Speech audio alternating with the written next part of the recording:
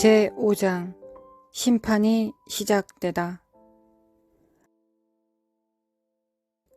하나님 집에서 심판을 시작할 때가 되었나니 우리가 판단을 받는 것은 주께 징계를 받는 것이니 이는 우리로 세상과 함께 죄의 정함을 받지 않게 하려 하심이라.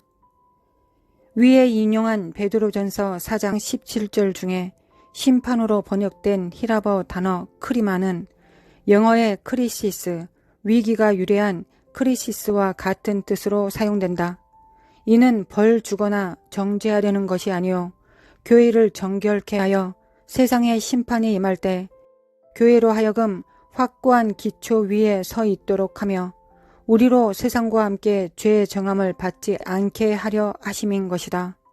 이는 세상이 가장 깜깜한 때에 접어들 때 우리로 하여금 세상의 빛이 되게 하려 하심인 것이다. 우리 자신이 단단한 터전에 서 있지 않는 한 모래늪에 빠져 빨려 들어가는 다른 이들을 한 사람도 끌어낼 수가 없다. 위기, 크리시스의 뜻을 정의한 것 중 하나는 병 중에 있는 환자의 생사를 가늠하는 시점, 고비라는 것이다. 이는 교회, 그 다음으로 세상의 바야흐로 통과해야 할 심판에 대해 잘 설명해 주고 있다. 진동할 것은 모두 진동으로 흔들릴 것이다. 금, 은, 보석이 아닌 모든 것이 불에 타버릴 것이다. 각각 공력이 나타날 것인데 그날이 공력을 밝히리니 이는 불로 나타내고 그 불이 각 사람의 공력이 어떠한 것을 시험할 것임이니라. 다가오고 있는 심판이 교회와 또 교회 안에 남아있는 개개인의 속에서 알곡과 쭉정이를 갈라놓을 것이다. 이 불 속에서 겸손케 되지 않을 기독교인은 아무도 없다. 더 정결한 삶과 주님과 더 친밀한 관계를 갖는 것은 모든 기독교인들에게 너무나 유익한 일이 될 것이다. 쉽지는 않지만 가치 있는 일이 될 것이다. 은혜와 거짓 은혜. 하나님의 은혜로 말미암지 않고는 다가오고 있는 일들을 견뎌낼 사람은 아무도 없다. 그러나 주님의 은혜는 주님을 부르는 모든 이에게 족할 것이다. 주님이 주님의 능력과 지혜를 우리에게 주실 것이다. 이 불은 주님께서 우리의 무책임함과 죄악을 계속 눈감아 주시리라는 무례한 착각, 즉 거짓된 은혜에 기대고 있는 자들을 또한 심판하실 것이다. 주님이 오셔서 죄를 심판하시고 또 모든 형태의 죄악을 정죄하실 것이다. 죄악의 말씀을 듣고도 말씀에 따라 행하지 않는 자들은 폭풍과 함께 휩쓸려 버릴 것이다.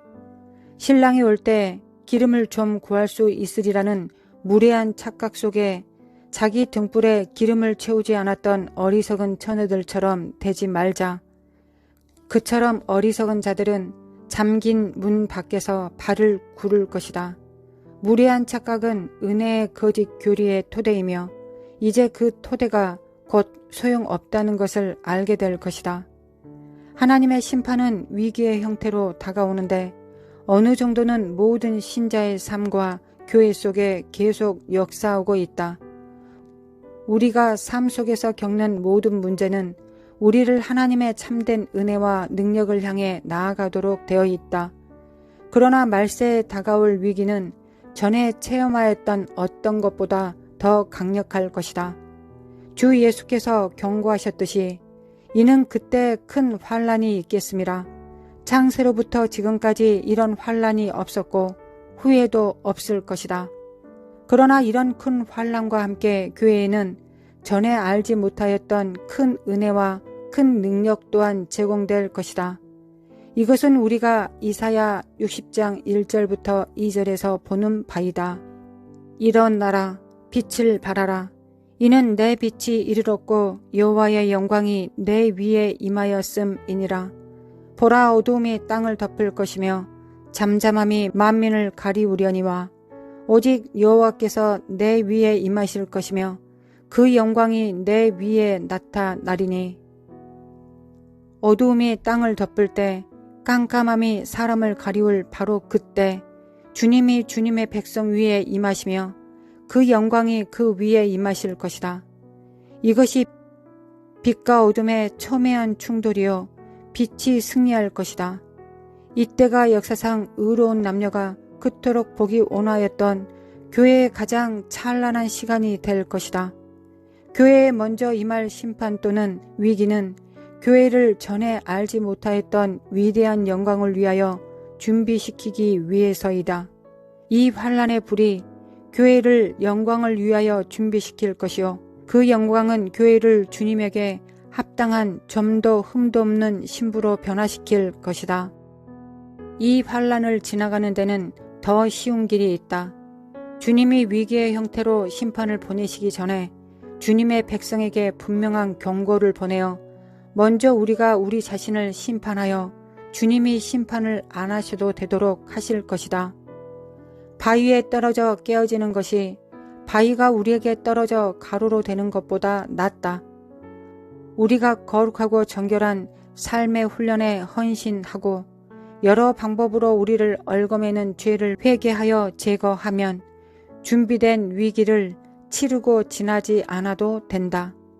베드로가 베드로전서 1장 6절에서 7절에서 말씀하셨듯이 그러므로 필요하다면 너희가 여러 가지 시험으로 잠시 슬퍼할 수밖에 없지만 그것을 크게 기뻐하는 것은 너희 믿음의 시련이 불로써 단련될지라도 없어져 버리는 금보다 훨씬 더 귀하게 되어 예수 그리스도께서 나타나실 때 칭찬과 존귀와 영광을 받게 하려 함이니라. 6절에 필요하다면 이란 말을 살펴보라. 이 표현의 다른 의미는 모두에게 필요하지 않을 수도 있다는 말이다.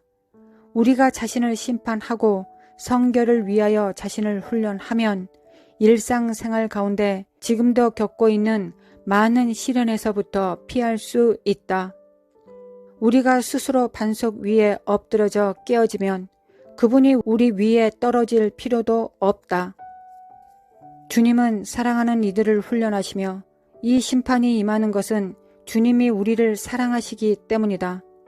다가오는 홍수를 견딜 수 있는 위치에 서려면 우리 모두는 이러한 위기들의 도움이 필요할 것이다.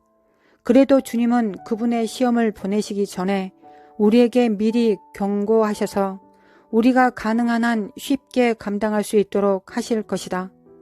폭풍은 모든 집에 임할 것이나 주님의 말씀을 듣고 그 말씀에 따라 행하는 이들은 반석 위에 집을 지은 이들이며 그들의 집은 폭풍을 견딜 것이다.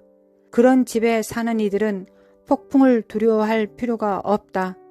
우리가 이런 일들에 대해 염려하는 것이 지나쳐서 절망으로 몰고 가서는 안 되며 오히려 우리의 영적 상태에 대해 무언가 행동하도록 다그치는 것이 되어야만 한다. 시편 기자가 경고하였듯이 이로 인하여 무릇 경건한 자는 주를 만날 기회를 타서 주께 기도할지라. 진실로 홍수가 범람할지라도 저에게 미치지 못하리이다.